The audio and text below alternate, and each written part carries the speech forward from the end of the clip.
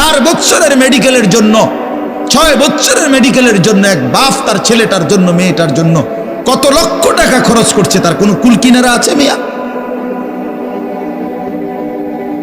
তো আপনি পড়ান, কোনো অসুবিধা নাই, কিন্তু আপনি আপনার বাচ্চাটাকে আল্লাহর কোরআন থেকে বঞ্চিত করলেন কেন? নামাজ থেকে বঞ্চিত করলেন কেন? 2টা সূরা পড়তে জানে না, একটা আত্তাহিয়াতু শুদ্ধ করে বলতে পারে না, এটা দোয়ায়ে কুনুত পড়তে জানে না। একজন মুসলমান বেটা, 40 বছর বয়স, লজ্জা থাকা উচিত বেটা, ওই বেটার শরম থাকা উচিত বেটা। কার জমিন খাইতেছ, কার আসমান ভোগ করছ, কার দুনিয়া ভোগ করতেছ?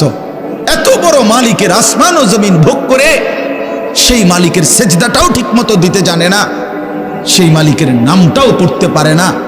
এর চাইতে লজ্জার কি হইতে পারে বলেন বাবা? অপমান কি হইতে পারে?